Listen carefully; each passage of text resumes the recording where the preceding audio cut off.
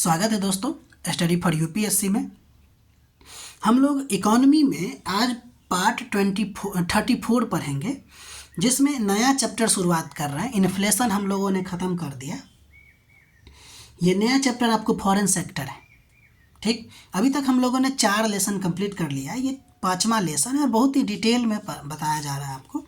ध्यान दीजिए, foreign sector में सबसे पहले हम लोग पढ़ेंगे बैलेंस ऑफ पेमेंट अकाउंट, यानी भुगतान संतुलन किसको कहते हैं, या भुगतान संतुलन खाता क्या होता है। तो इसका मतलब होता है किसी देश के विदेशों के साथ सभी आर्थिक लेन देन का रिकॉर्ड। मतलब कोई देश है, विदेश के साथ जो लेन देन करता है उसका रिकॉर्ड क्या कहलाता है, बीओपी कहलाता है, नहीं कि बैलेंस ऑफ पेमेंट कहलाता है। सरल अर्थों में देखें तो देश ने विदेश से यानी बाहर से क्या खरीदा, बाहर को क्या बेचा, विदेश से कितना पैसा आया और विदेश में कितना पैसा गया, इस सब का जो हिसाब है वो बैलेंस ऑफ पेमेंट में रखते हैं, यानी बीओपी में रखते हैं। ठीक है, जब आप इसके स्ट्रक्चर को देखिएगा तो करेंट अकाउंट और कैपिटल अकाउंट देखना पड़ता है। ये इसका स्ट्रक्चर है। कैपिटल अकाउंट फिर आपको विजुअल अकाउंट और इनविजुअल में बढ़ता है। फिर आपको विजुअल में crude oil, car, mobile, computer, gold इत्यादि सब आता है। इनविजुअल को फिर हम लोग अलग अलग सर्विस में, इनकम में, ट्रांसफ़र में बांटते हैं। और फिर कैपिटल अकाउंट में इन्वेस्टमेंट, लोन और एनआरआई 3 तरीका से हम आप इसको बांटते हैं। तो ये आप इसका स्ट्रक्चर बनाइए। ठीक है, फिर हम एक एक करके सबके बारे में अध्ययन करेंगे। ठीक, रोक के इसका स्ट्रक्चर बना लीजिएगा। अब हम लोग आगे बढ़ते हैं। देखिए, तो सबसे पहली बात वहाँ पे 2 पार्ट में इसको बांटा गया था, करंट अकाउंट। तो करंट अकाउंट का मतलब होता है रोज़मर्रा के लेन देन का हिसाब जिसमें हम रखते हैं, वो कैपिटल अकाउंट में आता है। अब देखिए, कैपिटल अकाउंट को फिर हम लोगों ने 2 पार्ट में बांटा था। तो ट्रेड अकाउंट को ही हम लोग विजुअल अकाउंट कहते हैं। दूसरा पॉइंट आप लिखिएगा कि ट्रेड अकाउंट को ही विजुअल अकाउंट कहते हैं। इसमें केवल दिखाई देने वाली वस्तुओं का लेन देन होता है, यानी कि केवल वस्तुओं के आयात निर्यात को लिखा जाता है। केवल वस्तु, देखिए कोई भी चीज़ में अर्थव्यवस्था में 2 चीज़ें होती है, या तो वस्तु होता है, नहीं तो सेवा होता है। इसमें केवल वस्तुओं के आयात निर्यात को अगर लिखा जाए तो आपको क्या हो जाएगा, विजुअल अकाउंट। और विजुअल अकाउंट किसके अंतर्गत आता है, कैपिटल अकाउंट के अंतर्गत।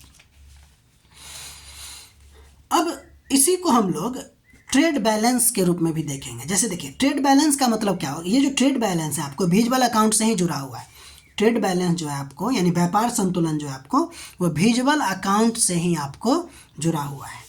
देखिए, तो ट्रेड बैलेंस का मतलब एक्सपोर्ट माइनस इंपोर्ट होता है। तो इससे आपको 3 स्थिति देखने को मिलती है। पहला, अगर एक्सपोर्ट ज़्यादा हो, इंपोर्ट कम, मंगवा कम रहे, भेज ज़्यादा रहे, तो ट्रेड सरप्लस होगा, जिसको व्यापार अधिशेष कहते हैं। लेकिन वही इंपोर्ट ज़्यादा हो, एक्सपोर्ट कम, तो इसको ट्रेड डेफिसिट कहते हैं, व्यापार घाटा कहते हैं। लेकिन अगर दोनों बराबर हो तो बैलेंस ट्रेड कहते हैं। ठीक, अब हम लोग इनविजुअल अकाउंट देखते हैं। देखिए, इसमें सेवाएं और पैसे का हस्तांतरण शामिल होता है। उसमें केवल वस्तुओं का, इसमें जो चीज़ें दिखाई नहीं देती है उसका लेन देन जो हम लोग लिखते हैं उसको इनविजुअल अकाउंट में लिखते हैं। यानी कि वस्तुओं का जो लेन देन होता है, सिर्फ वस्तुओं का लेन देन जो होता है उसको हम लोग ट्रेड अकाउंट या विजुअल अकाउंट में रखते हैं। और जो सेवाएं का लेन देन होता है या पैसा का हस्तांतरण होता है उसको हम लोग किस में रखते हैं, इनविजुअल अकाउंट में। ठीक, अगला नंबर देखिए, एक वर्ड आता है जिसका नाम है CAB। इसका फुल फॉर्म होता है current amount balance.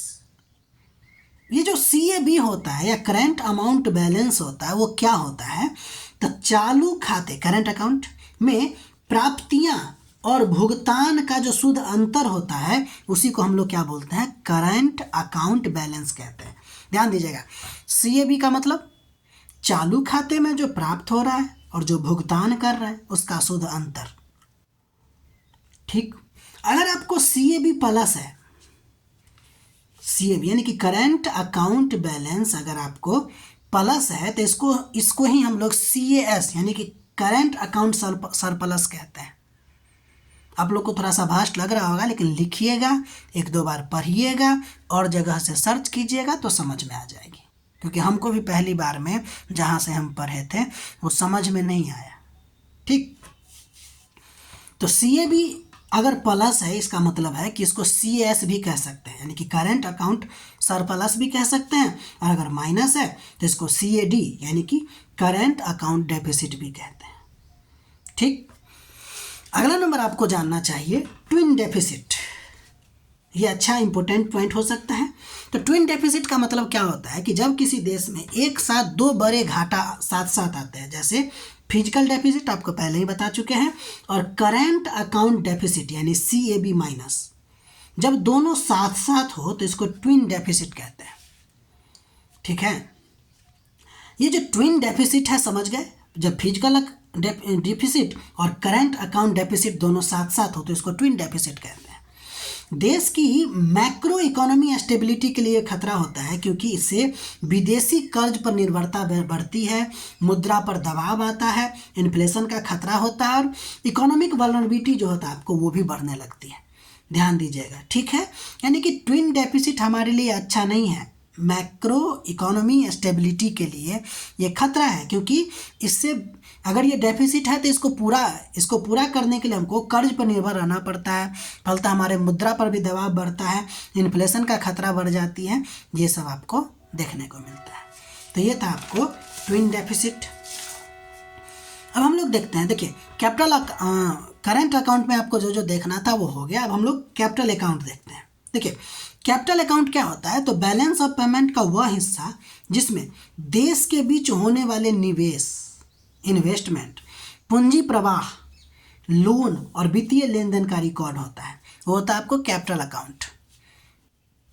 Capital account में देशों के बीच होने वाले निवेश को देखते हैं, पूंजी प्रवाह को रखते हैं, लोन को रखते हैं, वित्तीय लेन देन को रखते हैं, ये सब आपको कैपिटल अकाउंट में आता है। एक टर्म आपको और देखना पड़ेगा, कैपिटल इनफ्लो। देखिए कैपिटल इनफ्लो क्या होता है, जब विदेश से पैसा किसी देश में निवेश या पूंजी के रूप में आता है तो इसको कैपिटल इनफ्लो कहते हैं। कैपिटल इनफ्लो क्या होता है, जब विदेश से पैसा किसी देश में आती है तो उसे कैपिटल इनफ्लो कहते हैं। ठीक, यानी कि देश के अंदर फॉरेन मनी का एंट्री करना क्या कहलाता है, कैपिटल इनफ्लो कहलाता है। कैपिटल आउटफ्लो भी होता है, पहले हम लोग कैपिटल इनफ्लो देखते हैं, इसका उल्टा हो जाएगा आपको कैपिटल आउटफ्लो। तो देखिए कैपिटल इनफ्लो का मतलब क्या, इनफ्लो यानी हमारी तरफ आ रहा है पैसा। ठीक, इसमें उदाहरण के तौर पे आप देख सकते हैं विदेशी निवेशकों द्वारा भारत में निवेश, ये आपको क्या कहलाएगा, कैपिटल इनफ्लो। यानी कि विदेशी निवेशक हैं वो हमारे भारत में पैसा निवेश कर रहे हैं।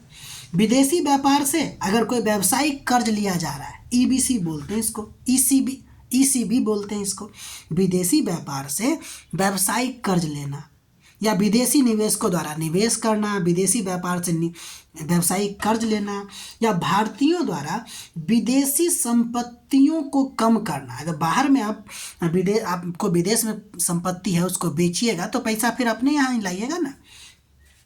इसके अलावा विदेशियों द्वारा भारत के प्रति देयता को कम करना। अगर कोई विदेशी है आपसे लोन लिया हुआ है, कर्ज लिया हुआ है, तो वो पैसा आपको दे रहा है, रिटर्न कर रहा है, तो भी आपको पैसा हमारे यहाँ ही तो आ रहा है, भारत में ही आ रहा है। तो ये है आपको कैपिटल इनफ्लो।